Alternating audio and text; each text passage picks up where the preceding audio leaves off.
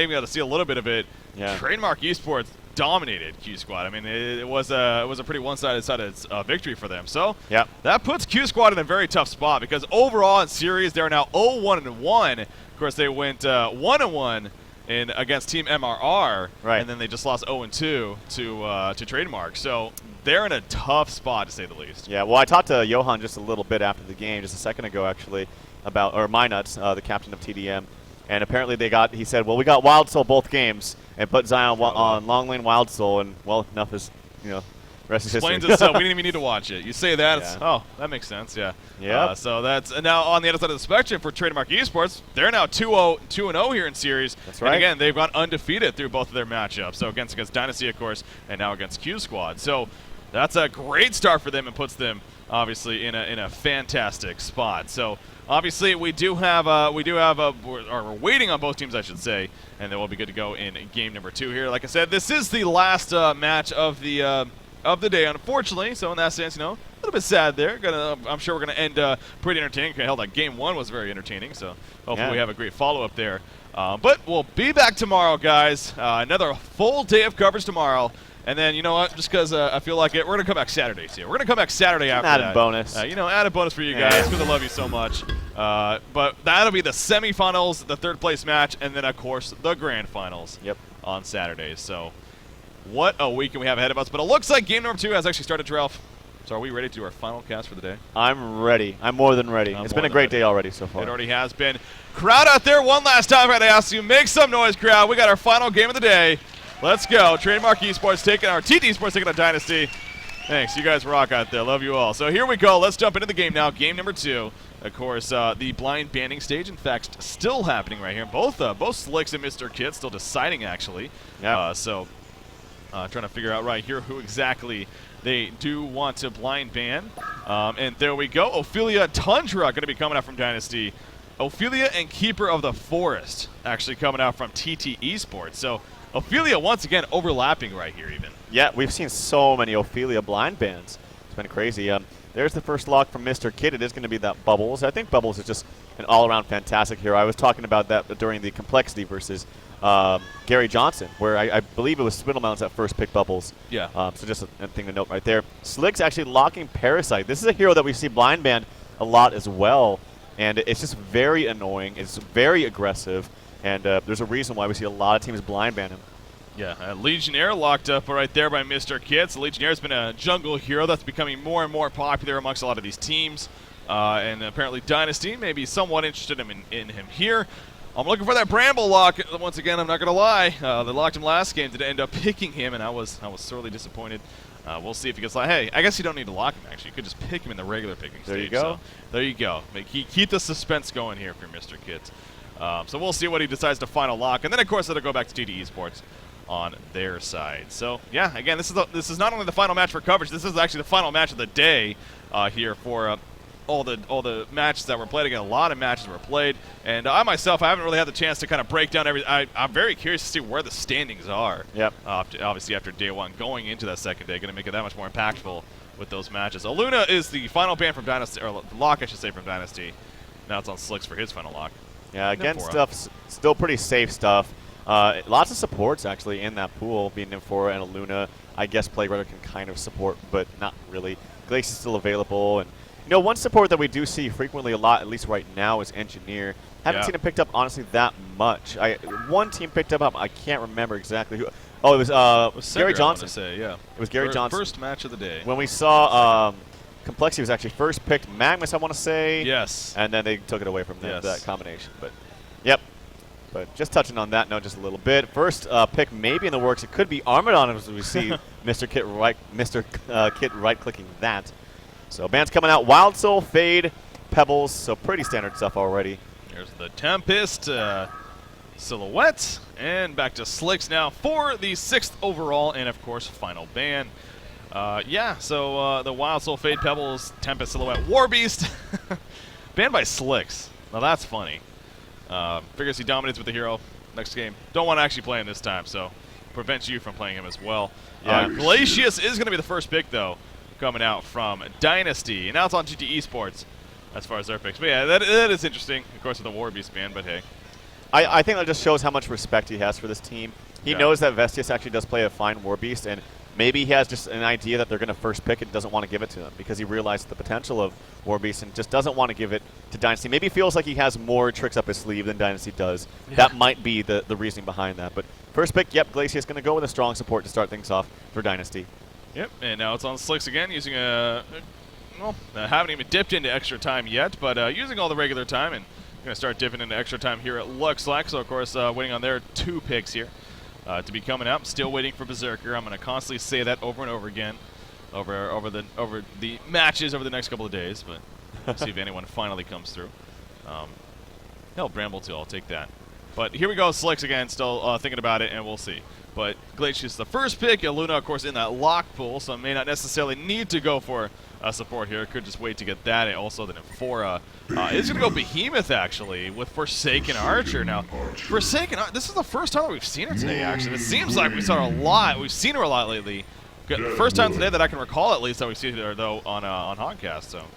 Yeah, Forsaken Archer. It is a hero that Slicks likes to play. I do like the Behemoth. I actually thought Magnus was going to get picked up here. I think it fits their style just a little bit more, but Behemoth is just fine. And then look at those. They were actually snap picks, Moon Queen and Deadwood. So maybe VTI Dynasty has something in mind, at least for this game.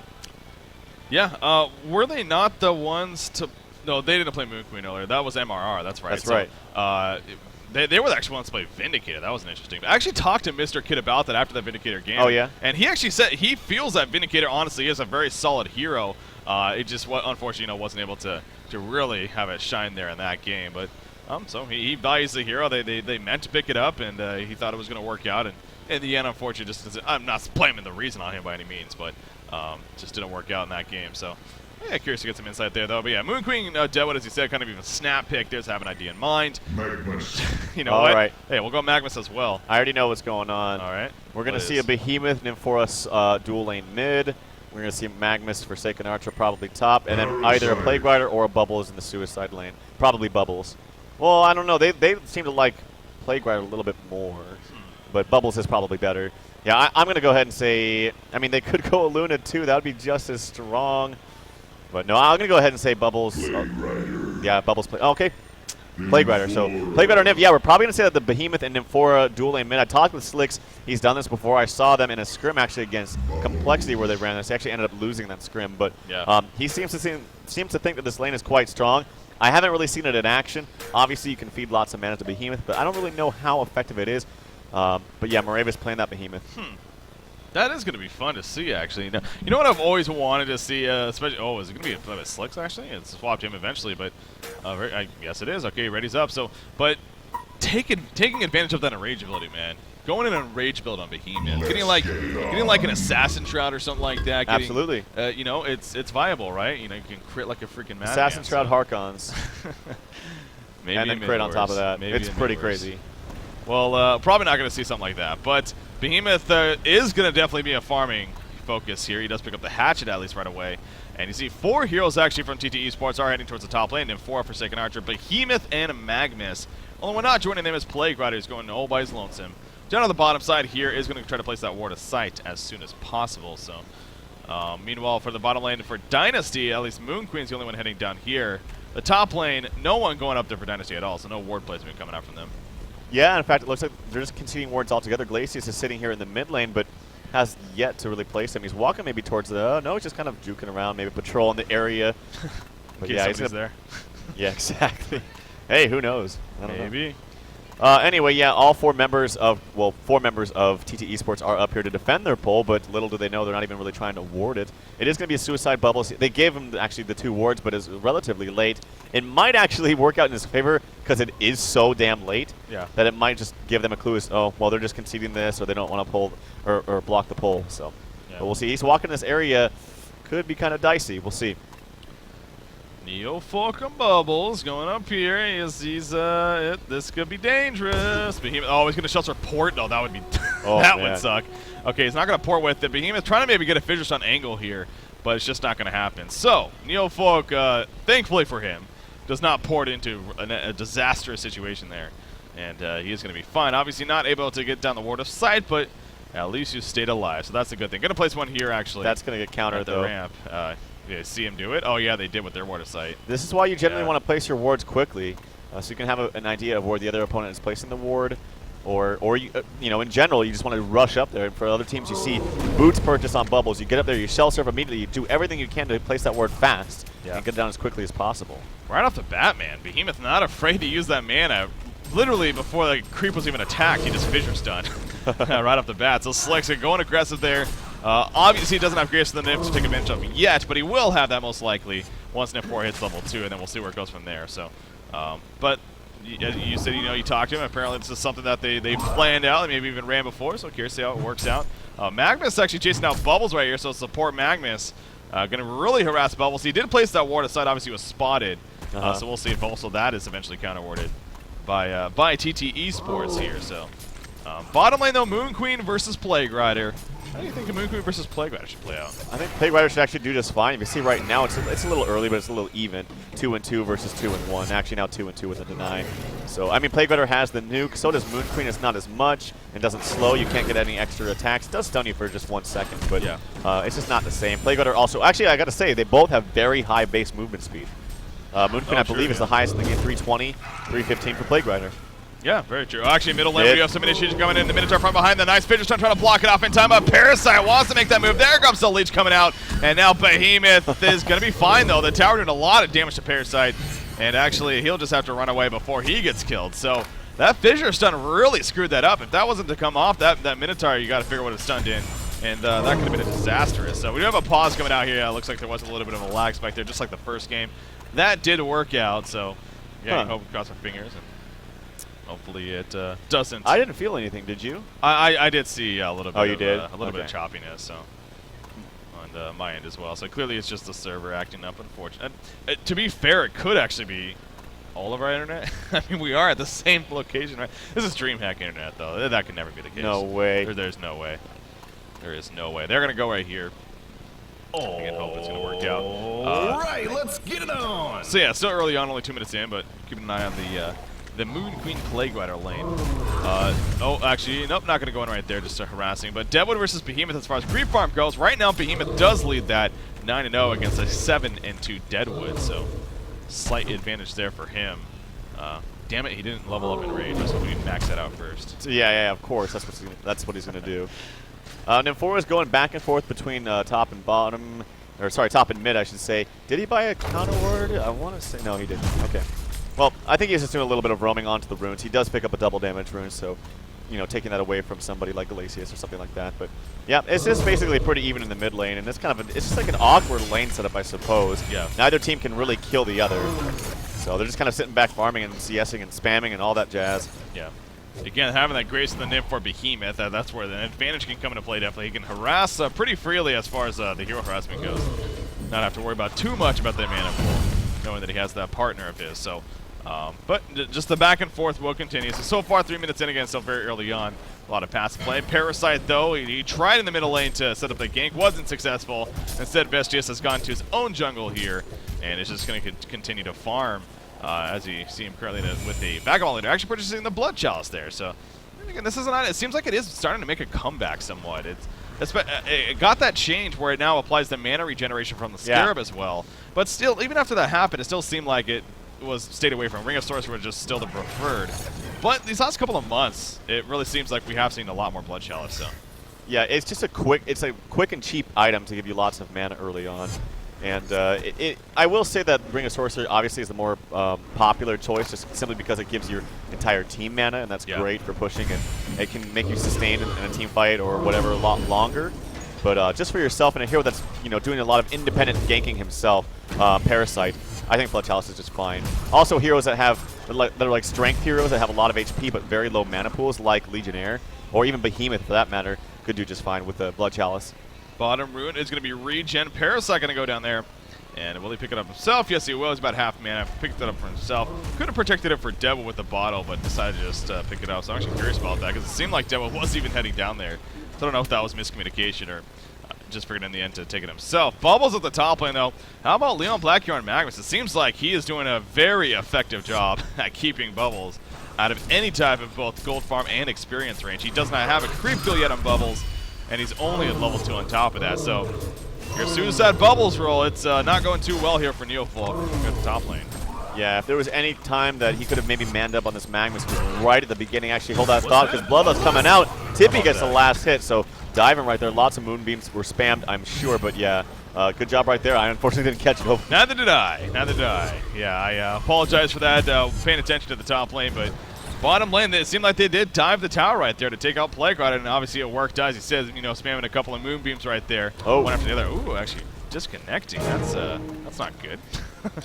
That's weird. It just says disconnect. I know, that is very weird, actually. He's going to be reconnecting here, but that's just kind of a random occurrence. Interesting. Oh, well, going to join back in his tail, and then hopefully that was just a random hiccup there. Yeah, got trolled, basically. So back in, and going to be good. I don't think it's really the biggest in the world. Let's get it on. But yeah, like he might have missed on like cripple creep kills, but. But talking just a little bit about that top lane, if Bubbles was to do anything to try to out-harass Magnus and maybe even try to net a kill, we've seen Suicide Bubble do this sometimes onto a hero like Magnus. I mean, his stun is relatively low range. Oh, hold that thought, as there's a lot of action in mid, but no, oh, yeah, like I said, each side cannot really kill each other. They just kind of spam their abilities and, oh, how are you? How are you doing? Just kind of go on with the day.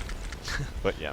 Especially Deadwood. I mean, you're not. If you are going to choose a target, you'd think it'd have to be Glacius. But went for Deadwood right there, and it was really just chip damage. But Moravis on Forsaken Archer, though, again, kind of just like last game on Zephyr, he wasn't really the loudest. Been very quiet so far this game in the sense that he's just been farming away at the top lane, and it's showing here. I mean, right now, 33-3 creep farm up here, having a very good time, and may even start applying some pressure to the tower if they want to aggressively push. And it seems like that's very likely what they could be doing here. The creep wave coming up, so not going to kill the tower, I don't think, but going to apply a good amount of pressure. As Bubbles, really not much he can do here. We'll just have to fall back. Neofolk, got to be careful, maybe leech up some experience, but trying to get caught out on what could be a very dangerous combination in Forsaken Archer and Magnus. So yeah, to stay back, survive. Again, the tower isn't necessarily going to fall right here. It's just going to get low. They should probably, I was going to say, they should have maybe tried to split aggro right there from the tower. They had two different heavy ballistas right there, which do massive amounts of damage to the tower, so that's unfortunate. I feel like if they just split a little bit of aggro from it, this tower would have been pushed like that. But I think it's actually going to get pushed either way, so it's maybe not the biggest deal in the world. And again, unfortunately, TteS 69 is DC, so I'm not sure exactly what's happening with that. That's, yeah, that's not good. Hopefully we can get someone over there to fix that problem right away. Yeah, that's, I guess, I mean, I know, I want to say I know, I kind of know what he's talking about, I think. You know, you just randomly get that as a player, even where it just disconnects you. Says like that usually happens more to me in the lobby though, or when very rare times it does happen. I want to say it's happened in the lobby, never really in the game itself. So yeah, that is host has banned him apparently. Well, that makes things pretty interesting here. Yeah, and then try to connect off of somebody. Yeah. So yeah, that's just a message that happens sometimes and. Yeah, should be able to hopefully reconnect off with somebody else in the end. It doesn't really mean he's banned from the game. You can actually still join. It just takes some time. It's a little bug. Yeah. So. Yeah, like I said, I want to say I've definitely kind of that before. But anyways, hopefully he gets back in, then we can resume this game. So it's just unfortunate this series seems to be cursed. Obviously, the first game wasn't able to, or the lag issues that we had, it seemed like with the server even, but. That got figured out, or I shouldn't even say that, just kind of paused, and luckily enough it was fixed after that. So, lo and behold, our final game of the day, run into an error like this one, but hey. I wonder if that was the case. That could be bad, yeah, because Slicks made the point of, you know, obviously they're playing on different computers, I think, from time to time. Huh. And if he kept his auto-auth log on or something like that, and someone hops on a different computer, they accidentally log on just for 1 second, it can actually, but no, if it does that, I think you like get your hero completely terminated. I thought that's what happened. I'm not 100% sure. I'm not sure, yeah, I couldn't speak for that by any means, so not sure myself, but I'm sure we have somebody looking at it and trying to help get it figured out at least. But yep. Again, I mean, just like the last game, is it a case of obviously if you're Dynasty, you got the Bloodlust kill and you're feeling pretty good, I'm sure, about where you're at. It's still very early on, though. I mean, we're now coming up to just about 7 minutes here. Is this a remake worthy, would you say? I mean, I think at that point? I think it's It could be. It could be remade. You can just redo Bloodlust and same lanes. Nothing else has really happened crazy. There's not been a tower push, but actually there is about to be a tower push up in the top lane. But Yeah. I mean, I guess you could remake it, but you know, obviously we're gonna try everything we can to get the game played out right now and just fix this computer. But I think I really do. I feel like this has happened to me. I think you just need to wait a couple minutes and then just rejoin. It does give you, like, I've seen the message before, host is banned, you're like, oh my god, I can't ever rejoin, but Yeah. I think if you wait a few minutes, it actually does let you, but I'm not 100% sure on that. Oh, yeah, we'll have to wait and see how that plays out. So, again, it's been a great day so far, though, obviously, other than a couple of hiccups here, though, for our final match. But here, not only the matches that we cover, but remember, I mean, obviously, there's plenty of matches that are being played that we don't get the chance to cover because we can only cover so much, of course. But it's been a lot of fun, and I believe if you go to DreamHack.com, like I said, it should have updated stats. If not, it will by later on today once this day has officially wrapped up. And we'll get a better idea of exactly where teams stand amongst one another, and that's, of course, it's going to be very interesting to see. Both for Group A and Group B, we know for a fact, we've had some interesting results. The one that really, what we casted earlier, actually, MRR taking a game off of Q Squad. That was a lot of fun watching. Yeah.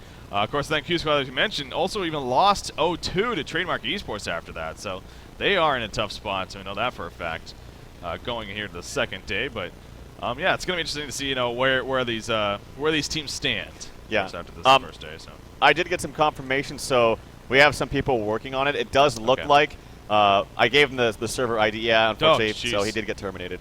So we're probably going to have to we are going to have to remake this game. But it was because someone logged on his account. We have someone looking at the history of his account, and he had multiple logins in the last minute or so. So it wasn't like a bug or a server issue for that. It was simply someone logged on his account, and unfortunately, if that does happen, it does bump you off. Yeah. So we are going to have to remake. We'll probably have them redo the Bloodlust, and then same lanes. Nothing really crazy happened, so it's not the end of the world. Yeah, it is, and obviously just a little bit of a, I'm sure, frustration on their side. It makes me wonder, though, do you even redo the Bloodlust, though? Or you just simply... The other option is what I think is maybe the better one, is just redraft. Exactly, just redo. That's kind of what I was thinking. I think that's probably going to obviously, when we redid the Bloodlust earlier, it just so happens we had that scenario, it happened right off the bat. Yeah, I mean, there was literally no time that took place. So this is nearly 7 minutes in.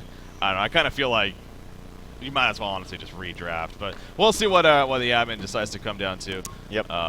In the end. By the way, big shout out to Suki-chan. He's actually our admin here at the event once again. They are remaking AP, so. Oh, are they? Okay. Yeah. Are they? Let's go ahead and hopefully get that invite ASAP then. So I guess they're gonna remake AP. They may just do the same picks and then just play from there. I mean, they could just do that. That's if the kill never happened. I mean, they could just have a fresh start again. That's a little bit more unfortunate for Dynasty, but I mean, it's going to come down to exactly. It's going to come down to admin, so whoever's over there and telling them what to do. Yeah. I mean, it was pretty cut and dry last time with Nova dying right away, so it's like it seems pretty obvious of what to do. And we had some fun with that too. Yeah. Nova himself even had some fun with that. That was a good laugh. But so we have remade an all-pick game here, and it looks like they're going to start joining up. So obviously, quickly we'll get to get an idea of where we stand for this second game. And again, this is the final game here for what is day number 2. Or we're not at day number 2. What am I saying? For what is day number 1 here at DreamHack Winter 2012. This is just getting kicked off, man. I mean, not only our tournament, but obviously DreamHack itself got kicked off earlier today. Yeah. And it's obviously filling up here. I mean, I'm looking around right now, just tons of lights. I see over here we're next to tons of computers, more computers over there, more computers over there. I mean, it's just all over the place. Yeah. That's DreamHack though, baby. That's what it's all about, right? So, hell yeah. Yes, indeed. So I am looking forward. Not gonna lie to looking around myself, but in the past with these haunt events, unfortunately, obviously you learn from example, you learn from your experience in that sense. But the schedule, to say the least, hasn't been the nicest in the past. On casters, on players, on everyone really. It's been brutal schedules in the past. This time around, that really has completely changed. And like I said earlier, a big part of that having the 30 computer, so we can have an extra match running at the same time. The series it is so. Yeah, it's apparently someone's on TteS account actually in a TMM game right now. So either he's just getting trolled hardcore. I don't know what to say. Maybe just one of his friends simply logged on, not even realizing. I don't know. That's pretty strange here. He just slicks that haste and he's done. You have the haste string going for the kill. So, gonna wait for them to reconnect now, and then get back into this game. But anyway, so as I was saying though, really looking forward to getting to walk around though myself, and not to just say hi to people, but also just explore the venue. I mean, there's a lot of great things here from other tournaments, of course, from other games. A fan of esports and Holly's time, and know you are. So looking forward to checking out other games that are here. Just the booths that are here as well. Is that and looking just going around browsing all the computers and everything. So Yeah. a lot of fun here. A lot of fun. Yep, but it looks like you may even need to change his password or something like that. Yeah. I like that. So somebody logged on his account and actually joined a TMM game. It's just playing on it as if nothing happened. Yeah, but he is in a TMM game, so that's interesting. Yeah, I wonder that too, if they actually got confirmation on what they are going to be doing. Yeah. But it's important to know because the bloodlust it does make a huge difference. yeah. So it's just one important thing to know. Well, I mean, they said Leon Black said from scratch, but he said I think so. Yeah, it's not even. I don't know if it's certain yet on what they're going to do. And I mean, again, in my opinion, it's also when that bloodlust happened. I'm trying to think even, but It was would you wait till 4 minutes and then bloodlust? I mean, because that could also have an effect if you just bloodlust right away. Yeah, it would have an effect because it would make Plague Rider be a little bit more gimped coming back to lane against Moon Queen down there. So yeah, it does make a difference. Neofolk. He was playing. Neofolk was playing Bubbles last game, and he just goes, "I remember having 400 gold PM last game, so go ahead and get me back up there." Obviously, he was struggling last game, so just go same lanes and heroes, and then play on. It looks like the teams have agreed to that. Slick suggests that. It seems like Dynasty's okay with that. So no remake of a Bloodlust by any means. It's gonna be the same heroes as well as the same lanes. Yep. And that'll be it. So. Once we get our players back on, specifically Tail here, because again... Well, it sounds like someone was still logged onto his account. Yeah, that's what I just checked. He was in a team game. I checked again, though, and now it looks like I think I don't know if this was I don't know if this was a troll either from the chat, but someone said, I saw him log on mid-wars and then get terminated. All right. Probably troll. Tail is joining the game now. I believe that actually is him. That'd be kind of weird. It's just some random guy walking up. I'm ready, guys. Ready, guys. Let's do this. Yeah. That would be funny. Well, we've had our fun issues here. Is that not the real one? Don't tell me that was actually not even him. Oh wow! Apparently that wasn't. The guy on his account apparently. Oh god! So that happened. And then just left right there. Oh wow! You'd figure with them all being in a LAN and the guy sits next to them that they would be able to realize that. Yeah, he doesn't look the same. Him initially. Or it's not even that. Whoever is. I mean, my point being that the guy next to him isn't actually in the game when he is on here. So. Yeah. Well. Now, as far as so again, this is it for day 1 as far as our coverage goes. So once this game is over, but again, we're coming back tomorrow with day number 2. It's going to continue, and we'll be finishing up the group stages eventually on day number 2. But that all starts at what is it? That's 10 a.m. So it's 10 a.m. Central European time. That's 4 a.m. Eastern, 1 a.m. Pacific time, I believe. Kind of doing it off the top of my head. So very early for United States, unfortunately. That's how it works, though. But as the day goes on, eventually we'll pick up for you guys and be able to watch it later on. As I'm sure you guys from the States are tuning in now, as you are from Europe, all over the place. We do thank you for tuning in. So, absolutely, it's been a lot of fun. Yeah, hopefully we have a match for you shortly here. As I'm pointing to the camera and apparently not on anymore. So, taking me off. Okay, so. Again, it's a little bit difficult for us. We were here as the casters. They're a lot close. The players are a lot closer to us than they've been in the past. Obviously, so we have our casting booth here. We got the crowd in front of us. We got a big production room actually just right behind us. And big shout out to the production team doing a lot of work here. But then after that is where actually the players are. So behind us is where all the players are. So obviously we can't really communicate ourselves. Just kind of have to hope that it's being taken care of. And then kind of sit back and relax. Okay, I want to say that is the actual Tail. Well, let's sure hope so. Yeah. Let's hope that is the real one this time. Then we can, want to confirm. Is that the real Tail? Guys, look at this computer. Look at him better yet. See if it actually is him. Okay, looks like it is. Looks like. Wow. It is. So they're having some friendly talk right there. Yeah. Obviously, they're comfortable with everything. Yeah. Yeah, you know, I mean, I'll bring it up. Obviously, you know, we saw him in the video and everything, and I personally don't know the story. I would actually be curious to hear about it, but he does. He only has the one eye, actually. Yeah. I've been told that he sometimes wears a patch, but at this event, you know, didn't wear a patch, but but he only has the one eye, so I would assume that could make things definitely fairly difficult to play. But he does, and obviously at a very top level, so you got to really respect that. Oh yeah, absolutely. Coming out from him for sure. So. Absolutely. Oh, but it wow, that was encroaching. Leon Black kind of trolling right now. Sorry, it was kind of funny. Okay. He was asking him how many viewers are on Honcast, and he told him 10K. He's like, Ghoster. That's pretty funny, actually. Okay. So yeah, they're having fun with the situation, but it looks like they are actually back. Yep. And that is the real tale, apparently. Yeah. So I believe the teams have agreed on, in fact, they say it once again. So it's going to be the same heroes, the same lanes. They're not going to redo Bloodlust or anything like that. It'll just be same heroes, same lanes, just kind of reset from scratch. So Yep. Countdown has started, and we're going to be jumping in now to game number 2 once again. So here we go, guys. Again, thanks for being patient. Yeah, thank you, crowd out there. I love you guys. Obviously, I've been hanging through with us and having fun with us. So, all right, now just pick the correct heroes. Oh yeah, watch that happen. It always does seem to happen. There we go. Okay. I believe that is good. All right.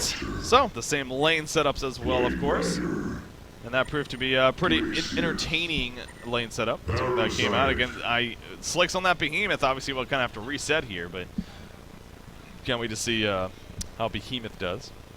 Yeah. As far as what he eventually goes for, I'm guessing, again, on a more serious note, obviously I'm joking earlier, you want to see like Assassin Shot Harkons, but probably going to be, you know, just earlier on Portal King. We've talked about this in the past. How effective is a farming Behemoth compared to a farming Magmus? And I believe you made the point that Magmus is just superior when it comes to that, but...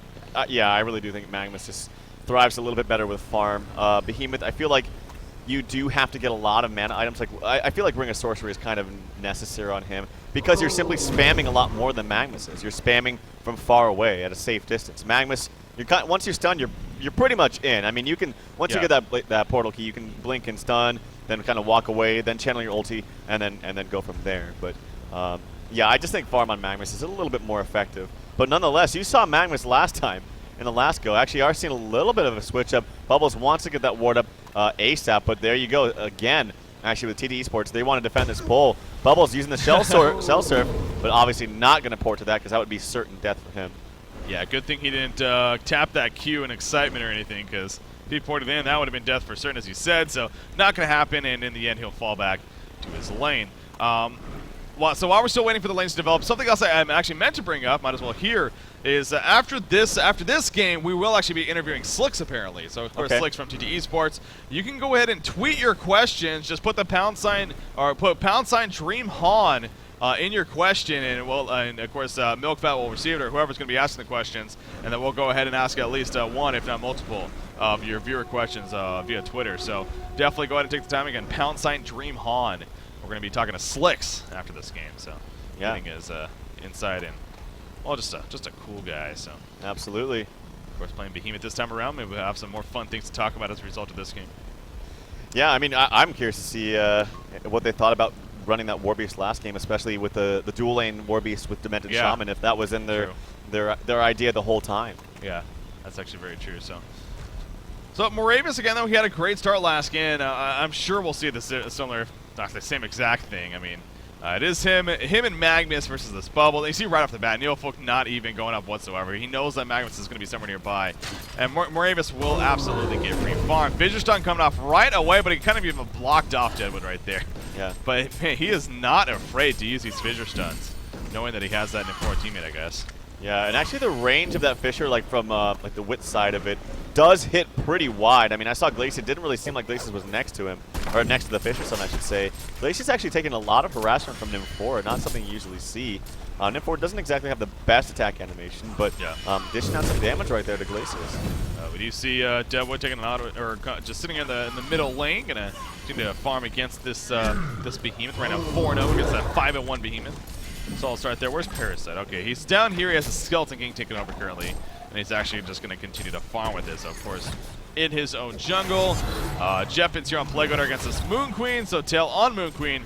Had a great start before the remake there. Again, I wouldn't be surprised if, well, I guess, yeah, not getting the kill, unfortunately. if they get a kill, of course, I can help, but Plague Rider can be difficult to face against. Right now, the 1-3 Plague Rider against a 3-6, actually. Moon Queen, so Moon Queen being a deny master here. Bubble's going to take some harassment. Nope, never mind. Magma's not going to run all that way.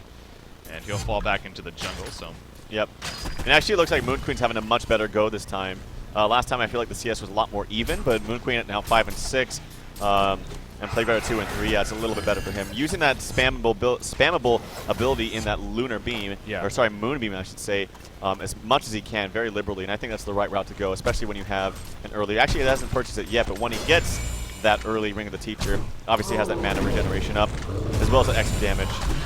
Oh, Slicks taking a freeze right there. Again, not going to die by any means, but taking some harassment. But I see right there, I mean, he's using the Figure Stun simply, all that mana, simply to just get a creep kill right there, just to guarantee it. But again, when you have it in for a teammate, when you know you're not going to be using it maybe for a kill anytime soon, why the hell not, right? So the Hasten in 4 also coming in, obviously, White Talibot right there, able to pick up the Hasten up top in there. We go to the Fidget Stun guy, another creep kill before he falls back. So yeah, Slicks being very liberal with those Fidget Stuns. It's a good amount of mana, but the Grace of the Nymph is just that much stronger. So what we see a level 2 Grace of the Nymph, or well, actually Nymphora, go back into the Zeal next. That's going to be interesting to see, but... yeah, I'd probably say the Zeal Stun. Just having a little bit more damage in this setup right here might be the smarter route. Yeah, but look at that. See, look at that where Glacius was. It actually still hits him, and it seems like it shouldn't, but it still does. So it's true. You can dish out a lot of damage with that. Oh, he actually does go Grace or level 2 Grace the Nymph. So basically, Behemoth can spam all day. Yeah. All day, every day. Yeah, man, that's gonna be annoying for sure for this Deadwood Glacius. You see right now, it cancels that one, but. Anyways, Wild Hunter coming in from Parasite. They're going to try to set something up on Nymphora. Nymfora's in a lot of trouble now. Out comes a Rotten Grasp. There's a Fidget Stun. No, going to be canceled, actually. A better Fidget Stun in the place, but Nymphora will be picked off, and Bloodlust kill goes in favor of Dynasty. So they do end up getting the Bloodlust kill anyways, as Vestius comes in with a Wild Hunter. Sets up a nice kill on Nymphora right there. Yeah, that's arguably a better Bloodlust for them in this regard. Having the kill go to a Deadwood, that's really going to help them out a lot. The question is Steam Boots, Ghost Marchers. I don't think either really makes that big of a difference. I'm a big fan of Steam Boots, especially on Deadwood. I think you do the tread swapping quite frequently to get the most out of a bottle, and get a lot of spammable abilities off with their Rotten Grasp. And there again, you see that Behemoth using that Fisher Stun. Going to 2, well, it's going to be 3-1-1, so wants that extra stun from that Enrage plus the Heavyweight combination. Yeah. Visibility. Rune going to be picked up, runs right into his teammate Magnus. Actually, he's going to give it to Magnus here. I wonder if that catapult saw. Yeah, that would be interesting. That would be unfortunate. I don't think it did actually, because it was like right around the corner. I don't know. The way they're playing, it doesn't seem like it, because Deadwood playing up. There we go, the Fidget Stun. Magnus with the quick follow. The Zeal Stun on top of that. Is this going to be enough damage though? Not even close. I mean, he's still at half life, so I don't know if they could have really executed that much better, but.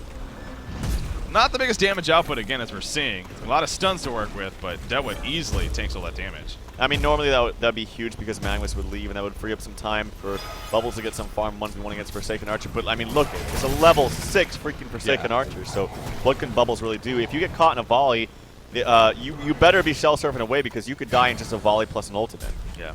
So, and if you're able to time this right up here now, where if you volley and then get a stun in between the shell surf, you can actually do it and get a very easy kill. Right there again, Behemoth using that Fissure Stun appropriately to get the creep kill. Just so fascinated by that. The gold per minute chart, it is Deadwood actually in the lead right now, 370 gold per minute. Of course, getting that Bloodlust kill helping a lot with that, but Scream Farm, I'm guessing not too bad. Yeah, 27-1 actually, compared to the 32-5 Behemoth. Yeah. So really going back and forth there. Bubbles again, though, taking some harassment. He just has to shell surf away. Yeah, Moravis dominating here at the top side for sure. And we could very likely see that push coming in once again from them here in the near future. So something to keep in mind there. Moon Queen going at it with Plague Rider at the bottom. Let's take a closer look at that once again. See how that's breaking down. Moon Queen 27-19. Wow. Compared to a 7-11 Plague Rider. Wow, indeed. Tail making some big plays down here. However, hold that thought for a second. Middle lane, Nymphora in a little bit of trouble once again. Great fissure blocked up from Behemoth. Is it going to matter? No, it's not. Vestius will pick up another kill right there. once again onto Nymphora. Again, a great block from Behemoth, but the damage was just already done. Now Behemoth's getting a little bit confident right there. In comes the leech, so Slick's going to be in trouble. Nothing coming out from Deadwood just yet. He goes to pick up a tree. Not even going to throw it, though. He's taking some tower damage as a result of that Fissure Stun. Luckily for him, he's on the other side, though. Throwing the log back in the face of Behemoth. Bobbles porting in, actually. And Bobbles, no Song of the Sea. Oh, if he had a Song of the Sea, that would have been a kill right there. Behemoth health potion, and Behemoth will be fine. Wow. A lot of action there in the middle lane. Quad lane mid, Yeah. it seems like. No, but they had a really good idea. They were actually playing that quite nicely from BTI Dynasty. I mean, that's the power of the roam from Parasite, too. He's got his Blood Chalice. We talked a little bit about that last game. Probably going to go for Ghost Marchers, I would assume, next.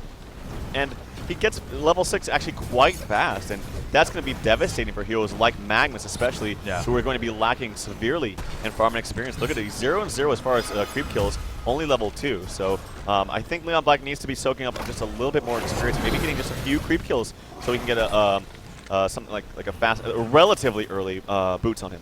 Yeah, Boo's starting the roam, and then of course eventually that portal key, but that definitely is down the line, obviously. Yeah. Moon Queen gonna start pushing this bottom tower, it seems like. Does have assistance from Glacius coming in. I think they might want to set up a gank, but Plague Rider not having any of that, so Glacius will come up here. And actually, they're gonna go for a combo here on a Plague Rider, but no, the freeze not coming out from Glacius in time, right as that Moonbeam hit. So they're not able to really get a kill on a Plague Rider.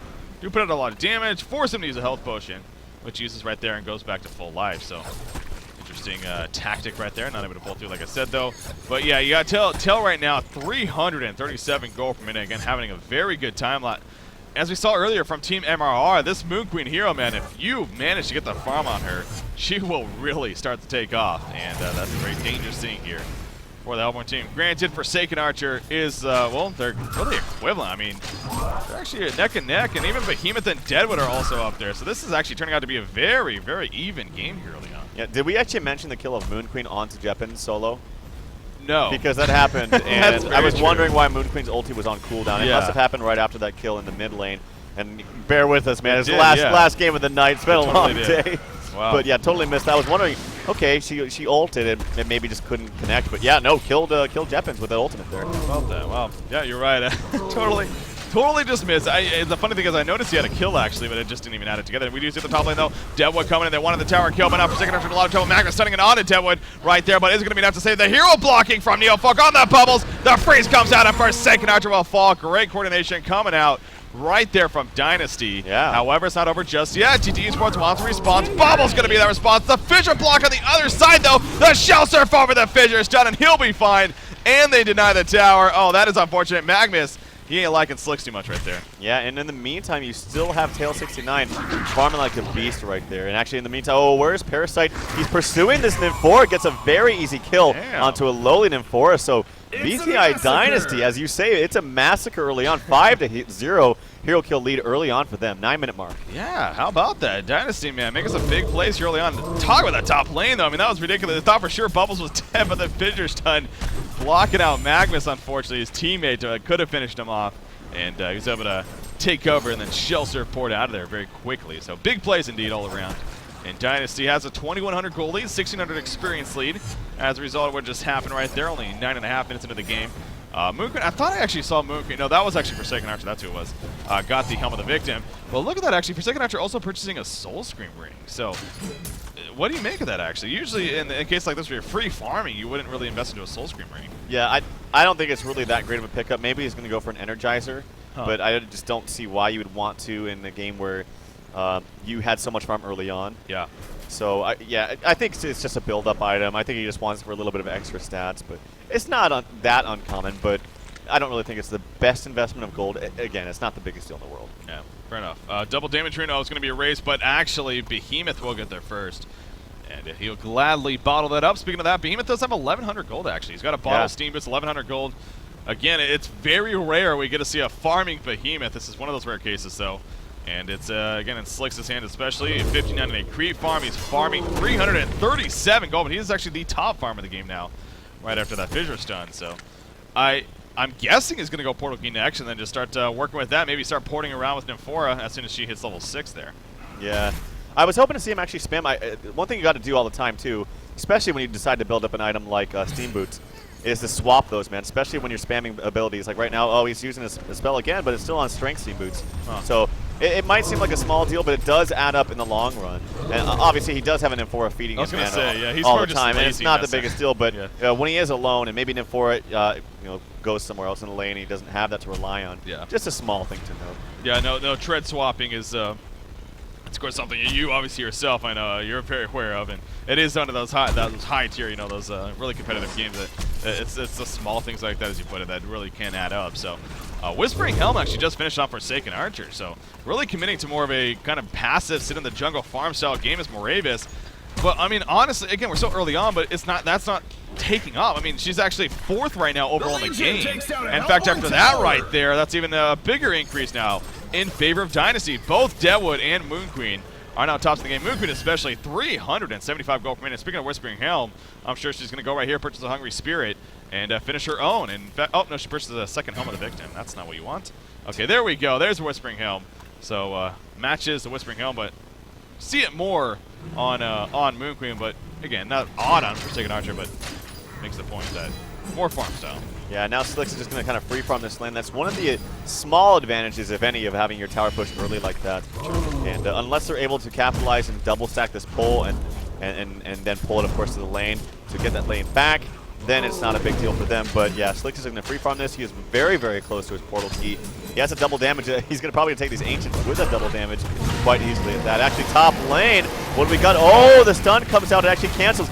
Big Plague Rider ultimate doing lots and lots of damage. He's going to be no, he actually does punch Jeppins. A couple more auto attacks. Does he not have a spam? No, he doesn't. Mr. Kid does pick up the kill, but not before Moravis does take out Neofold. Yeah, that was a little bit of a, well, really couple of fights going on after the ports came in, at least. There was Plague Rider versus Deadwood, and Plague Rider thought he had some teammates nearby, I'm sure. So he ends up dropping, and in the meantime, Forsaken Archer ported in, and obviously helped set up a kill right there onto that was Neofolk playing that bubble. So, and Forsaken Archer did get the kill for that as well. So that'll just boost her GPM a little bit more. Yeah, fun exchange there at the top lane. But great getaway initially. I mean, that was a hell of a Magma Stone. And then the Plague Rider ultimate, as you mentioned, doing a lot of damage right there. So, Nymphora sitting in the middle lane, level 5. That portal key has been purchased on Behemoth. Man, that was, what, a 13-minute portal key even after before that? On top of Steam Boots in a bottle. And even a mana battery thrown into the mix. So, we're gonna get an idea at least. Idea?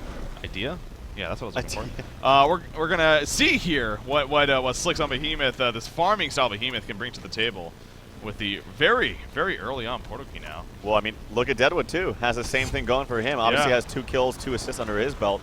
So sitting at just about the same GPM as Slicks. And Deadwood with the portal key is pretty scary when you have underleveled supports like Magnus and Nymphora.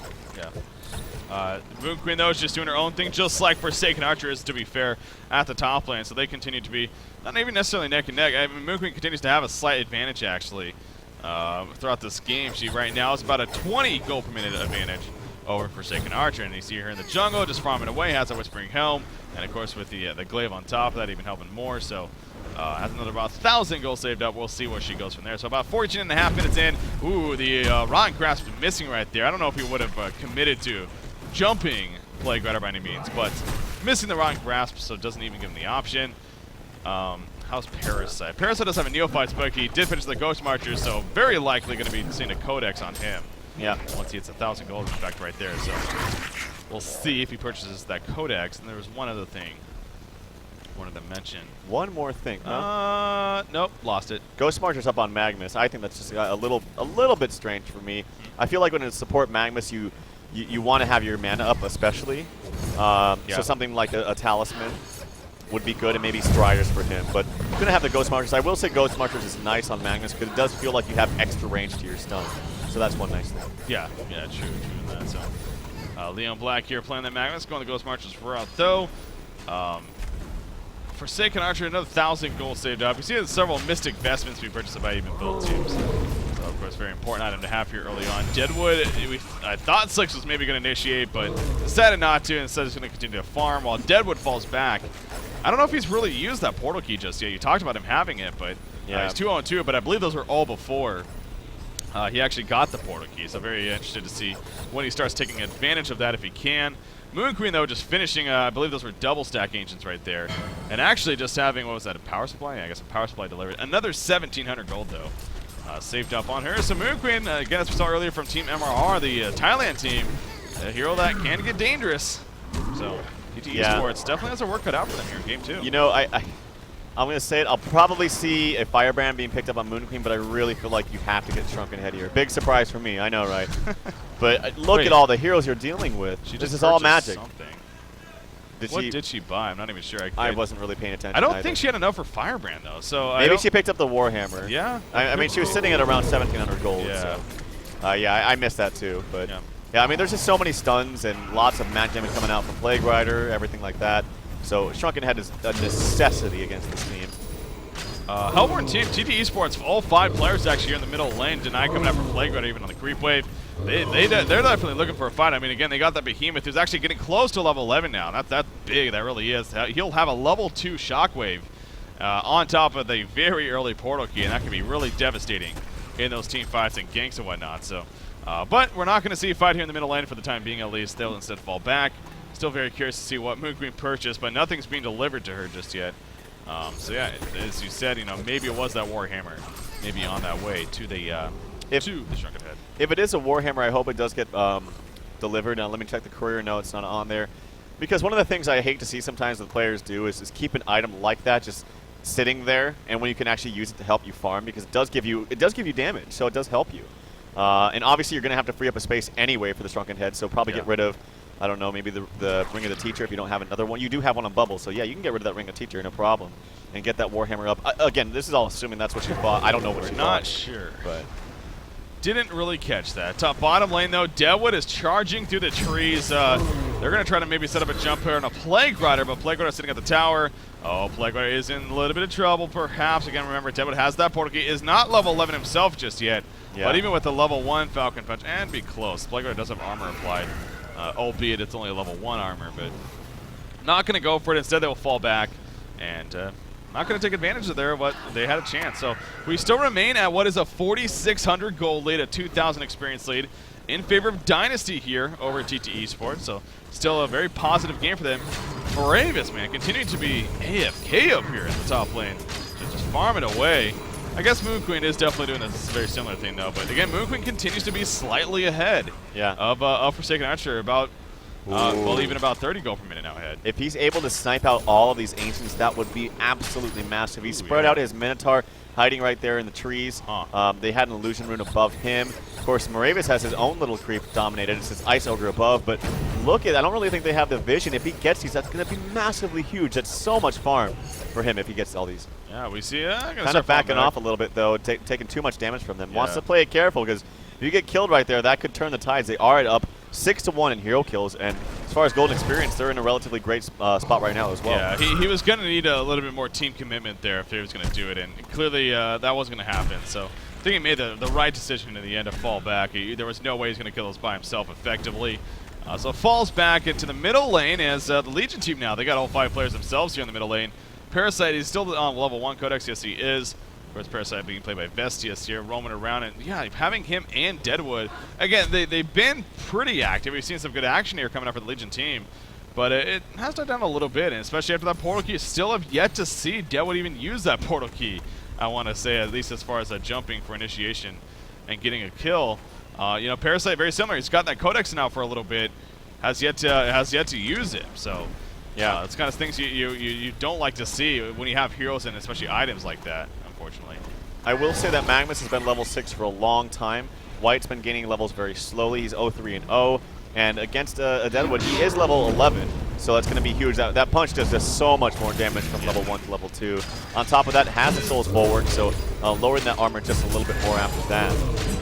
As you mentioned, Parasite does have that Codex. I hopefully buys Striders on top of that. But yeah, the Mighty Blade has, in the meantime, Neofolk gets credit for the kill, at least on the tower in mid.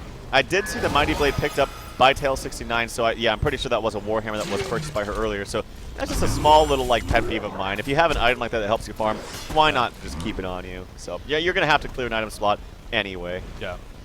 Well, is at the same time, though, going to be going for Shrunken Head apparently, and you can safely say that is the correct choice here. At least that's what you were saying earlier. So maybe in the late game if you're trying to save for a buyout, but early on it doesn't really make that much of a difference. Yeah, of course. Yeah, late game, of course. But we got right here triple stack Ancients actually being taken out by Tail with some assistance from his team. So again, Forsaken Archer keeps on going up, but so does Moon Queen. and still remains in the advantage. 412 gold per minute now on Moon Queen, and he actually has enough for a shrunken head, I believe. I think he just needs the pattern, which is 1,300 gold, of course. So I'm guessing we're going to see a purchase here. Maybe when the courier gets back to base, he'll go ahead and buy it. In fact, there we go. There's the purchase of it, and he will now have a shrunken head. So Legion side, is it still a case of obviously, again, they have a Parasite at Dewa. They have an aggressive team built around this Moon Queen. So I guess you don't even necessarily need to maybe group up, make some push in, make some group picks. Instead, just have them roam around while Moon Queen continues to farm here, right? Well, I would still take advantage of the fact that you have Magnus with no portal key, and you're probably not going to get it for some time. Once you get Magnus with a portal key, and you obviously have the Nymph port, that's when things can get pretty dicey for them. And Bubbles is also very close to his own blink. And once he does, I feel like that should be the cue for maybe some ganks happening between 3 heroes. That could be Deadwood, Parasite, and Bubbles. They can get picks all over the map. Parasite did go ahead and finish those Ghost Marchers after building that Codex and splitting that up just a bit. Yeah. Of course, doing that right there. So Behemoth, you know, he has actually slowed down a little bit as far as his farm goes. Again, still 290 gold per minute for a Behemoth. That usually would be very good, and it is very good, but obviously earlier it was even a little bit better, but seems like he's been allowing maybe some farm to be spread out perhaps a little bit to the Magnus, if not even more on this Forsaken Archer. But, you know, he got his important initial item with that portal key, the Steam Boost, the bottle. Has another 1,800 gold saved up, so interested to see again where he goes from here. Another 2,000 just like that. Quick Blade just purchased on Moon Queen here, so that's going to be a follow-up to her Shrunken Head, and this is probably going to be that Firebrand now. Yeah. Pick up to enhance her damage and farm even more. They're going to group up, though, maybe make a push up top here. We'll see, again, how TteS Esports looks like they're going to group up as well as to counter maybe this middle lane. Well, it looks like this passive play actually has benefited the Legion, at least as far as the numbers go. They have been rising slowly.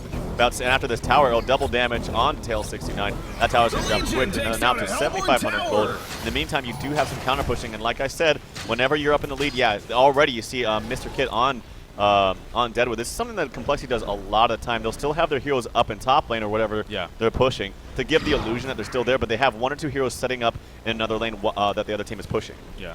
Oh, Wild Hunter coming in right here, controlled by Parasite, of course. He finds Plague Rider by himself. Oh, Plague Rider may be in a little bit of trouble if he wants to open, but nope, the whole team is here. Now that would be really risky if you're Parasite. So instead, scouting them out, he runs past the whole team, and he's going to go back on the safe side here and eventually come out of that Wild Hunter, I'm sure. Portal Key just picked up on Bubbles right there. And the Soul's Bork now on top of a Mighty Blade here for Deadwood. And actually an upgrade of the Codex even coming up from Parasite. So he's going to have a level 2 Codex going to be coming on the way here. Okay. For him. So, hey, you like that? I feel like Blink would have been just a little bit better. You already have a Blink on Bubbles. That was just purchased. You have a Blink on Deadwood. It would be awesome to be able to just roam around the map and blink all of you on top of one target. Burst him down. Forsaken Archer doesn't have a null stone or anything like that, so you can do massive amounts of damage. And on top of that, I was just thinking, you know, Shrunken Head up on Forsaken Archer, maybe not exactly the smartest thing. It's almost a necessity. I understand that. But obviously Deadwood doesn't really care that you have a Shrunken Head. Still going to punch you. Still going to do lots of damage. Yeah, still going to go right through that, so it doesn't care too much. 7,300 gold lead, 3,000 experience lead, remaining in favor of Dynasty. So this has been a game that Dynasty has really controlled in that sense, since the beginning, since they got the Bloodlust coming. Hell, they're up 6-1 in hero kills. Only 1 hero kill for the Hellborn side. I do find that a little bit interesting, that especially, you know, with the farming Behemoth and Hell Forsaken Archer could definitely be an active carry early on. Not really doing it that way, though. 1,700 more gold saved up on Forsaken, so this continues to be a lot more of a passive game here. And what is, again, our final game of the day here at DreamHack Winter 2012. This being game number 2 with TteS Esports winning the first game. But Dynasty looking for their first game victory here of the event so far. And, again, in the better spot, at least early on. Parasite thought about going in again, but Magnus is going to be fine as he does not. Magnus, speaking of him, wow, Portal Key just purchased right there. So see, that's what I was afraid of, is you give him enough time, and Magnus can actually do so much with the Portal Key. He's just infinitely a better hero with that Portal Key. So yeah, I mean, they still have the gold lead, they still have the experience lead, but you know, when you give him a chance like that to get back in the game, it could be pretty bad. Behemoth does have his level 11 and also hoarding up a bunch of gold himself. Forsaken Archer is getting back into this. Is still farming. Is actually, I want to say he's out leveling just a little bit. Yeah, he does have higher experience per minute than TteS 69. Deadwood's working on his own Shrunken Head, so this is a very, very passive game so far in game 2. Yeah, it definitely is. Geometer's Bane finish right there on Moon Queen. So yeah, definitely really filling that role of being a passive game indeed. 26 minutes in now. We got neither team really looking like they're going to be too interested in making some. I mean, again, with that portal key now on Magnus, maybe that's going to be a Q, but again, maybe not. Forsaken Archer is still just doing everything in the jungle that Blessed Orb picked up. You got Deadwood roaming around, hoping to maybe find her, if not somebody else. Ain't going to happen, though. Forsaken Archer, the first one to hit level 16, by the way, as Moonkin is also following suit, level 15 herself. But the experience per minute chart shows that Forsaken Archer is actually quite a bit ahead herself right now. TteS Esports, they are grouping up, though, so now TteS Esports feeling that this is a time to make something happen here in this game, so excited for that. This tower going to start taking some damage. Is it going to be killed here off the bat? Will it be denied? The Legion team, we got Dynasty nearby. So after this creep wave, we'll see. And actually, Dynasty, they have numbers here themselves. The only one not here so far. In fact, there he is. Now Deadwood is here. So we have a 5 versus 5 fight. Very likely going to be picking up. Invulnerability going to be used right there. Parasite coming out from the side. It's going to be tower kill. But Moon Queen jumps in with the movement. There's a Moon Finale. Jumps in by Bubbles as well. In the back, we have the Sugar Head for Forsaken Archer, though. And he does not give two shits about that Moon Finale as a result. The Plague is going to start bouncing right now. What a trap right there. Parasite and Deadwood. Going to start fighting. Oh my Deadwood God. turns it around and up like right. Down goes Parasite, though. And actually, Forsaken Archer will fall when it's all said and done in the background. So despite that Moon Finale being really all absorbed by the shortcut of Forsaken Archer, it didn't matter in the end. And Dynasty, well, they'll barely win that fight. Yeah, Slicks did do a lot of damage, but I think the big factor was the fact that Magnus got picked off right away. Oh, I yeah. believe it was by Parasite. Let me just double. Yeah, it was on Parasite. Vestes picked him off right away. So right off the bat, they had a 4v5. I did think that was kind of weird. Moon Queen just charging in there with his ultimate. Or sorry, not his ultimate, but well, I guess it was his ultimate too. But the Shrunken Head, I thought that was kind of weird. But yeah, Deadwood also, Mr. Kit playing Deadwood, barely living right there. That was pretty huge for him. But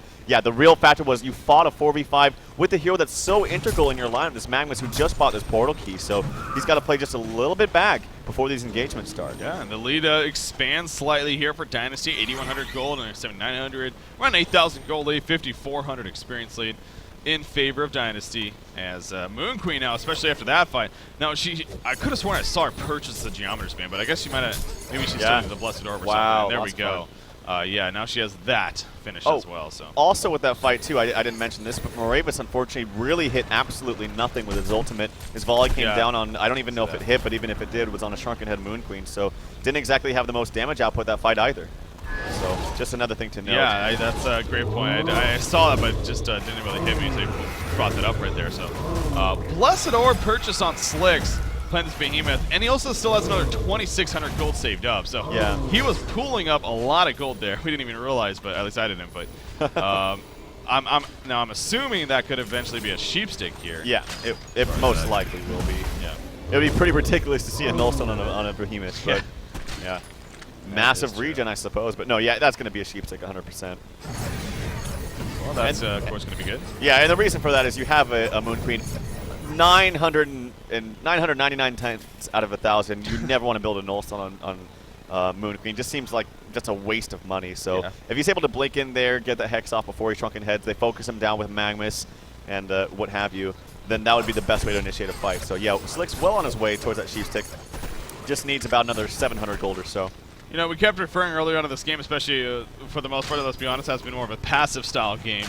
Yeah. But look at the Forsaken Archer and Moon Queen, they continue to stay fairly close to one another as far as gold per minute goes. It is a big spread now, though. 520 gold per minute for Moon Queen, 390 for Forsaken Archer. So again, Forsaken Archer still not bad in her own sense, but compared to that Moon Queen, it is really starting to add up. I mean, hell, Moon Queen just finished her Geometer's Bane, and she already has another 2,100 gold saved up. She's probably just going to go up to the Ancients right here, clean up those. So she is becoming that pretty hard hitter now. So the porta key on Magnus, if you're TteS Esports, obviously you want to try to get an opportunity where he can use that, as they did not last game, or last fight, I should say. How high is that Codex? It's still level 2 Codex, actually, for Parasite. Or did he just upgrade it? He had to have bought something. It is being delivered, yeah. Level 3 Codex. He's going to be on the way here for Vestius, playing that Parasite. TteS actually kept his Minotaur up here at the jungle, or the Ancients, by the way. Yeah. This Minotaur has been here the whole time, I'm pretty sure. in this area. So. And I love to see people utilize that. I really do. Yeah. It is useful. If you can flank them from behind with a Minotaur stun, it's very easy. You just dominate a creep, and it actually can have a humongous impact, more so than people think. Yeah. And so I love to see when people micro like that.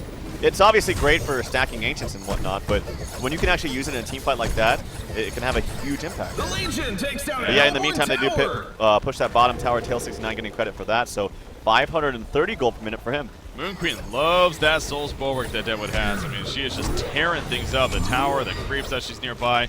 As a result of that, I just heard, okay, that was a wild assassin shoving somebody. Just a Wild Hunter, though, going in, Biz, walking around. Not going to find anyone, though, as we see. But just scouting things out. But yeah, Moon Queen 32, and there you go. There's your answer as far as what it's going to be. A Axe of the Malphite picked up, so a similar rage. Going to be in the works here now for Moon Queen on top of everything else. You like that pickup? I absolutely love it. It's going to be perfect, especially when you have the Sheepstick now is now just purchased on Slicks. Their game plan, I'm sure, is going to be find Moon Queen, jump on him, and I bet right now, especially, they probably don't have an idea that Slicks does have that Sheepstick. Yeah. So maybe Moon Queen might get caught, but their plan right now is to go on to Moon Queen, jump him, hex him before he gets that Shrunken Head up, and then use everything on him, kill him. But just having that tanky nature now with an Axe and the Malphite, if you don't kill him, he's obviously going to get all of his life back. So you have to burst him down 100%. Behemoth, that Sheepstick, yeah, that's going to be big, obviously. Jumping right here. What just happened, actually? Totally missed that. A quick pick right there on an Inforo, but now Parasite in a little bit of trouble. Magma stunned in, and Parasite, though, able to get away before the follow-up happened. So, obviously missed the action, but hell, it happened literally in the blink of an eye right there, it seemed like. He found an Inforo by herself, and level 3 Codex Leech face hug. I mean, that's Parasite for you. Yeah, that's what he does. So, quick pick, and he manages to get away. So that Conqueror tip is not only nullified, but they also get a hero kill out of it. And now the Legion team somewhat moving around the area, well, still scouting it out, but neither team, I doubt, is going to do Conqueror, at least right now. So, good pick coming out. Firebrand purchased by Forsaken Archer. So, yeah, Geometer's Bane. Yeah.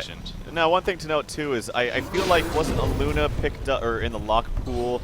Oh, actually, the Hex coming out onto, who is that? That's Tippy, actually, and still not able to get a kill right there. So, but I feel like Nymphora hasn't been able to really utilize the port at all. I mean, you had a Behemoth with a very early portal key. True. Nymphora actually got level 6 relatively quickly, but then just kind of stalled after that point.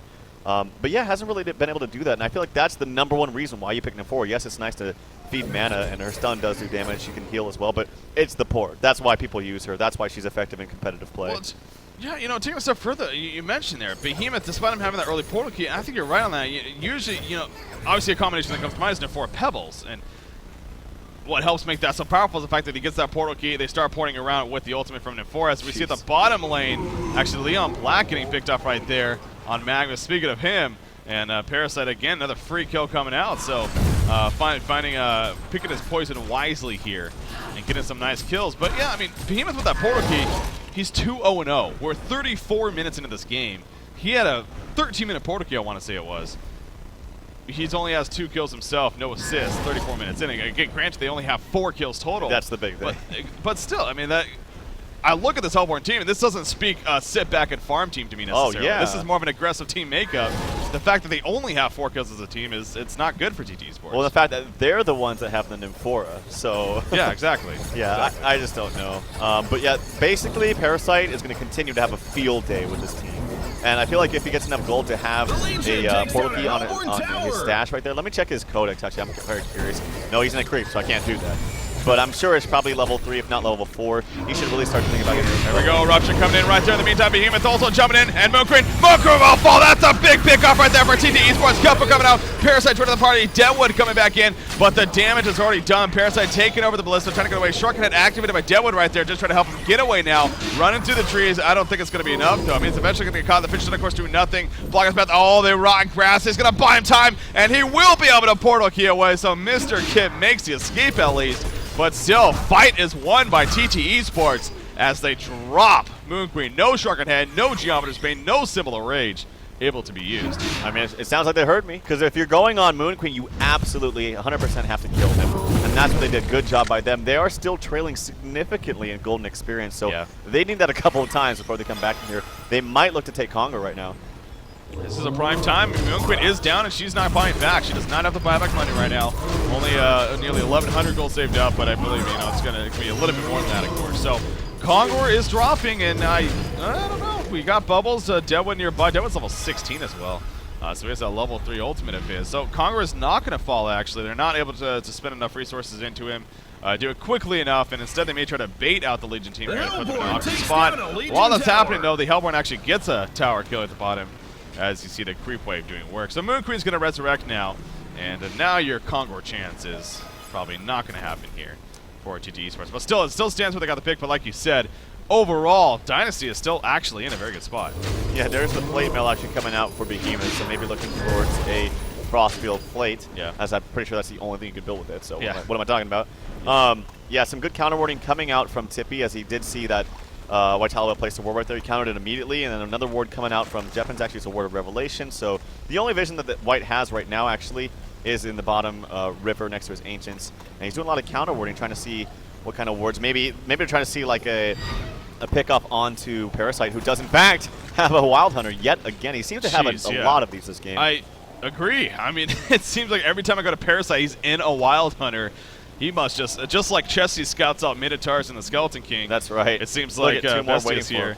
Yeah, going for the Wild Hunter, and as you said, 2 more waiting for him right here. He's going to go right to him. It's like he has to, they're on his GPS right here. It's like, oh, found the Wild Hunters. Here we go. Oh, never mind, actually. There's 2 there. There's another 2 below that. So. Oh, wow, yeah. So he has plenty of resources here when it comes to Wild Hunters. He's going to charge in once again with this one. We'll see. Not going to really find it what it looks like. Actually, Portal keeping used down here on Magmus. Oh, the stun just to have a second too late, though. Shell Surf coming out from Bubbles, and he will be fine. There's another Wild Hunter taking over, though, so it's a rinse and repeat here for Vestius. Needs to be a little bit careful. They do have Revelations here on the Hellborn, so I know Bound Eye, but they have been placing those every now and then. In fact, they're going up right here. Looks like he's look at oh, sorry. No, that's fine. Look at what TteS69 is doing down here. He's actually blocking the Ancient spawns with that Minotaur. So, yeah, Behemoth being picked, and Behemoth will fall right there. So all that patience coming out, and eventually sets up the kill onto Slick. So yeah, well played. But yeah, you're talking about, I did go to this a couple times, never mentioned it, but yeah, we do see that the Minotaur, sure enough, is blocking those Ancients. And that goes, I mean, he's had that there. You said you love to see, utility like that. And he's taking advantage of that Whispering Helmet in that sense. So, what used to be at least. Yeah, I couldn't see that kill. God, it's been a long day. But you just see the burst potential with Parasite, and he went to a creep right there. The Hell Cannon is going to do even more damage. I talked about this before. Parasite is a lot of a hero that can't really push. Well, it's going to do massive damage. And Slick's just bought an item. He cannot buy out. And the other team, and unfortunately, Forsaken Archer Ultimate was just kind of wasted right there. I don't know about that one. And Moon Queen's going to do a lot of damage right now to this tower. There's the glyph, actually. Maybe some miscommunication. What? The Shrunken Head is popped. What's going on? I don't know. People are freaking out here. Yeah, that Shrunken Head, a very odd Shrunken Head from Moon Queen as a response to the, but initially, as you said, the ultimate from Forsaken Archer, but they're not going to be able to push the racks right here. They did get the tower, of course, but they're going to start falling back, and Behemoth will be coming back up, so. Oh, man. I feel like that was a free rack, so I did not use that Shrunken Head prematurely, so. They're cautious, man. I mean, obviously they're in a comfortable spot, a comfortable lead. You can say, safely they just want to get further ahead, but I agree with you. I think that they could have definitely committed there and made something happen. But at the same time, Behemoth was resurrecting very shortly. He is level 16, so level 3 eruption going to be coming out for him, and that's going to be pretty powerful, of course. But clearly, yeah, TteS especially, he was kind of a little bit cautious there, really using that Shrunken Head very quickly. So maybe Nerves is getting the best of them there even. But they still are in a very good spot. Nearly 16,000 gold lead, 12,000 experience lead. And that Moon Queen, 4,400 gold more saved up. No buybacks have been used yet this game. I mean, maybe he was just scared of, they saw the glyph come out, and maybe they were expecting a portal key stun coming out immediately from Magmus. Maybe they didn't suspect or didn't see the item being picked up by Slicks, because he certainly would have had no buyout after picking up that plate mail. But yeah, a number of questions to be asked. Behemoth kind of roaming off to the side, maybe trying to spot somebody who's just hiding under this jungle. Not going to happen, though. And he will start to fall back. So you mentioned he bought, so I guess it's still that plate mill that he bought on its way to a Frostfield plate. But yeah, of course, not a cheap item. Now there's a sheepstick, but of course he's at 2,700 gold Acolyte staff. And the pattern on top of that. So still a ways off from that. But again, being level 16 is pretty huge. The Slayer picked up on Forsaken Archer. So Doombringer obviously coming up for her. Obviously. She's going to wait, though, until Moon Queen gets the Aegis, or the Token of Life, then to give it to her. Exactly. Makes sense. By the way, Moon Queen, has another 4,500 gold saved up. Ridiculous farm. 560 gold per minute. But still a very, very passive game so far. And I gotta say, you know, I was knocking TteS Esports just a little bit for not really utilizing that nymph port, but I think it goes both ways whenever you have a nymph in the game. It just seems like a passive game because everyone's always scared of that nymph port. Now, I can't say that really Dynasty should be that scared because they seem to be grouping up a lot, and that's really the best way to play against a nymph, but still, it's just to be said. But yeah, very passive game, only 20 kills in 41 minutes now. Yeah, it definitely has been. And I think, and again, that's not horrible, but I think it really speaks to the lineups, too, that we have. You would figure this could be a very intensive action game, but exactly, it's been a very passive game for the most part from both of these teams, really. Just so happens to be a lead in favor of Dynasty, 14-6 hero kills amongst everything else. Top lane push coming in. TteS Esports is looking to respond now, of course, as they should. Or will they? I mean, this tower could fall right. It's going to fall. Will it be denied now is the question. Forsaken after hanging in there. It is going to be denied. Well timed by Moravis right there. So actually, that's the good news. But Moon Queen coming in with the illusion. Hopefully they don't bait on that. Looks like they're not going to. They're going to let it fall. So that's the illusion going to go bye-bye. And in Dynasty, once again, they'll be fine with that. They'll fall back and maybe try to get that Kongor, but there's a ward site literally like right on top of Kongor, so ain't going to be any sneak Kongor attempts going on. I wonder if TteS Esports has any idea of just how much of a lead Dynasty has. I mean, 17K. For some reason, it just doesn't feel like it. Maybe it's because we haven't seen so many engagements. Yeah, but it doesn't feel like they have this much of a lead, but the numbers obviously don't lie. And oh my god, what? Rift Shards 4 just bought in full, I think. What did she sell? From I think just no, a she homecoming didn't. That was just that much money. Yeah. Yeah. So Rift Shards 4 bought in full from Moon Queen. So wow, a lot of damage going to come out from her. Yeah. Now the interesting thing about that is you always like to see a wing bow on her simply because you benefit greatly when you're a hero that uses illusions, things like Mage Bane, because your illusions benefit specifically from the stats, not from attack speed. Obviously, you do get attack speed as well from those illusions, but I just think it works out perfectly. It synergizes really well with Moon Queen. Obviously, she's still in a fantastic spot. She did sell her vestments, by the way. Okay. But obviously, it's not the biggest deal in the world because she does have her shrunken head. Needless to say, she's still going to dish out a lot of damage. Look at that, 313 max damage at least right now on strength threads. Credit for 745 right there. Yeah, gonna be hitting hard here in this game. That also, you talk about the wing bow. You know, it might also go to the fact that you have Forsaken Archer picking up a Slayer. So obviously, gonna be working on the Savage Mace. Yeah. Now I don't know if this was the same way it was a long time ago back in Dota, but I remember for Moon Queen or the port back there, Luna, if you had an item like Savage Mace or MKB back then, and items like that where it was proccable abilities, it would actually stop the rest of your glaives from going off of that target. Oh, I don't think that's actually the case because I saw her just attack I don't something. believe it is. Yeah. So that was just one thing to note.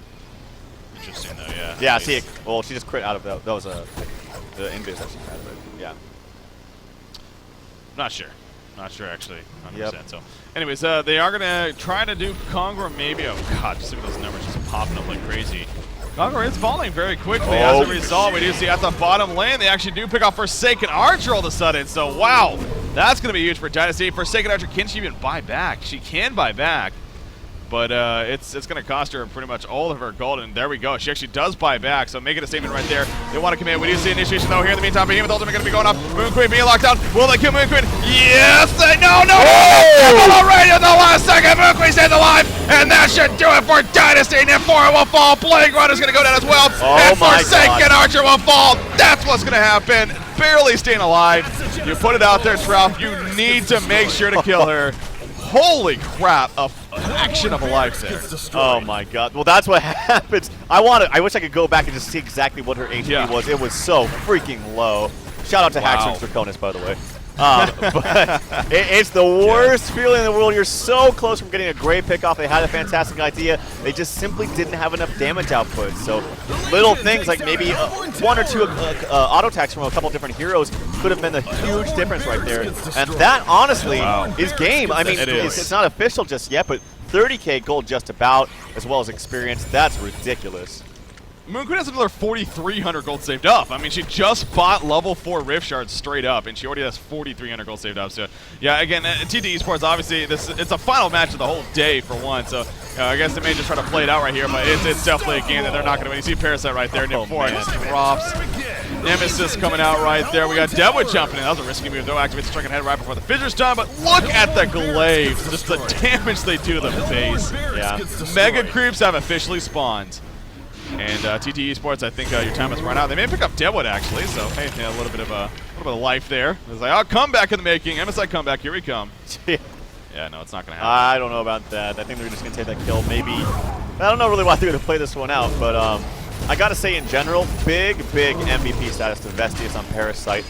Moon Queen, she did her thing. She farmed up a lot, but she would not have been able to farm this map if it was not opened by Parasite. He's just constantly ganking all around, left and right, and just is ganking so fast and bursting people down so quickly that I'm missing like half the kills he's doing. Yeah. But yeah, having that blink, I believe he actually bought that blink in between. No, yeah, level 4 codex, so didn't even max it out. So realized the jump potential is going to be strong in this one. I mean, this is going to be an all-in here for TTE Sports. Obviously, they have Mega Creep spawn against it. They're just going to go right down middle lane. They're going to go choo-choo-choo and just try to somehow miraculously win a team fight, breakthrough, and I guess race. But that's not even realistic. I mean, their base is just going to die to creep. So Tail 69 is sending in the we creeps. do see right there. GT well played is being caught. I think that it's just realizing it's just not going to happen. So there you go. It's official. Dynasty takes out TTE Sports here in Game 2, and so the series, it finishes at 1 game apiece for both teams. And you know, if I'm Dynasty, obviously I'm loving that. TTE Sports, by all means, they're still in a very solid spot. Now, overall, they're 1-0-1 in series, 3-1 individual game records. But Dynasty, they're now 0-1-1, but they went 1-3 in games with that win right there, their first game win, and that's got to be a morale booster, if anything. Yeah, it's also got to be a little bit scary for TTE Sports. I have to safely say, I think that was an upset. I think most people definitely agree that TTE Sports was going to take that. And, wow, that was just really well played in general. And that was a pretty epic team fight at the end to top it all off. So, well played by VTI Dynasty. Man, talking about, again, a passive game right there, but what a finish indeed. I think that was the most epic moment we've had so far at DreamHack. I'm sure there's going to be plenty more to come, but man, you know what that reminded me, actually? I don't know if you remember this, but Era on Puppet Master with a Harkon's blade activating the symbol. I forget who was it against, but you always seem to bring up these games that I'm in, and I'm on the receiving end of this crap. That is right, huh? Yeah. You were on the other team. Yeah, that was epic. No. Right? Yeah, that was. No. I honestly didn't even remember that. That is true, huh? We were actually part of that game. That was fun, though. But yeah. No, that did remind me of that. I'm not going to lie. So that was pretty epic. That really was a great finish right there. Hey, you know, Viva la Brazil, right? Absolutely. Dynasty making a statement right there. They're here to play, man. Bringing it home for the Brazilians. Yeah. So that is good for them, of course. Again, going into this event, we just simply did not know what to expect. And to be real, you know, didn't really expect much out of these, you know, the Brazilian teams and the Russian teams, you know, Southeast Asia to an extent. But what is day number 1 now is going to be wrapping up here. We have already had our surprises. It's been a great event to start. Again, the standings eventually going to be updated on the DreamHack site, so I'm very curious to see where things stand going into day number 2. Yeah. But it's going to make day number 2 very, very interesting. It really is. Absolutely. With some of the results we've had here, Trev. Oh, absolutely. And I've had a lot of fun casting. Obviously, it's the end of the night. It's been a long day for, I think, both of us, but it's been a lot of fun. Shout out to all the viewers, all the people in the stands. You've been awesome all day. Thank you guys. But yeah, all the viewers, it's been awesome and been a good day. That's all I gotta say. It has been a long day at that, but a good day. Welcome to DreamHack, Trev, as a caster especially. Yeah. This is the life, right? No, but tomorrow we will be resuming, of course, for day number 2 coverage. That'll be the second part of the group stages here. And, of course, as I said earlier, so that is set to start at 1 a.m. Pacific, 4 a.m. Eastern, 10 a.m. Central European time. So West Coast viewers, set your alarm clocks for very early in the morning to watch all morning. So there you go for the states that is. So, yeah, again, congratulations to all the teams today, really just for being here and playing. Obviously, it's been a lot of fun. Again, can't wait for tomorrow. So we'll be back then. No, actually, we do have the interview, don't we? So I don't want to cut things out too quickly here. Oh, that's here I am, you know, just rushing things. Let's get out of here. No, I believe we do have an interview, though, that we want to cut to here first. Yeah, I'm not 100% sure who it's going to be. Slicks. It's going to be what I was told, at least. There you go. That's what I was told. No, it's not Slicks. Oh, it's going to be one of the Brazilians. It's going to be somebody from Dynasty, actually, so they're switching it up. Okay. Originally it was going to be Slicks, I believe, but hey, Dynasty just won game 2 there, so yeah, so very why deserving, not? actually, exactly. Yeah. So it's not going to be Slicks right now. I'm sure we'll eventually get an interview with Slicks, guys, let's be honest. It's going to be Tail. It is going to be Tail. There you go. Hey, congratulations, Tail. Well played. Well played. A lot of fun to watch.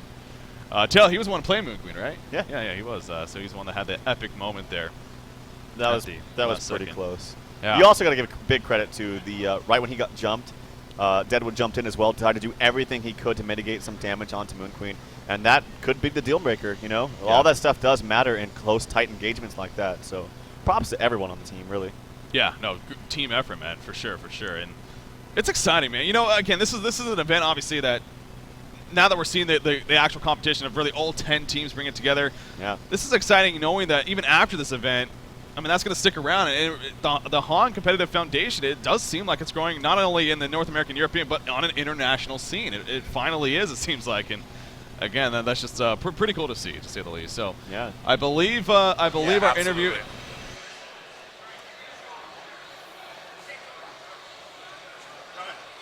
Good. Hey guys, MilkFat here. We are joined by Tail from Dynasty. How you doing, man? Fine. Now I'm pumping, like I said. So in game one, we saw Slicks just completely take over on Warbeast. He had an insane GPM. He was two-shotting your guys. You had a really good push strategy going, but in the end, he just steamrolled and just really took over the game. So after game one, what did you guys talk about? What was your guys' energy going into game two? Like, the first game showed us like they are amazing players, but we can't head-to-head them. Like we saw that we had an advantage on the game, and we tried to do our best. We missed it on a little team fights, and Warbeast got 2 quad kills, and that was like the GG. Yeah. But I think like if we didn't miss some misplays like in that first game, we could have won that game. So we still like have the thinking of the win, like, and we are here like without losing anything. Nobody expects us to win something, and or whatever. Like we played fine the first game, we lost, no problem. We played against TDM, we don't get stomped, so no problem. So we were just talking before this, and you even said that coming into the event, Slicks was your favorite player. You look up to him. He is just always performs consistently. And, TT Esports in general is just such a solid lineup. In that game two, 65 hit points left, you're stun locked, you pop your shrunken head, you pop your, symbol of rage. What's going through your head? Like, how pumped are you? Like, how good did that feel? Like I had 1 HP. Mr. Kid saved me. Like, I don't know how. I don't know how he took some people away, and it was the time to press like all the alt and all the keys at the same time. And the first hit was a critical. Like that was really lucky. Like 700 plus 1.4 on one multiplied by 1.5 by my lifesteal. Like was full HP. So was GG. So as you guys know, this is Latin America's first DreamHack. This is the first time that Latin American team has been here. Tail obviously representing Brazil really well, and I think I could speak for everybody when I'm looking forward to see what you guys are going to do tomorrow. Like, I'm really pumped. So I just want to say congratulations. We're looking forward to seeing you more. Any last shout-outs you want to give?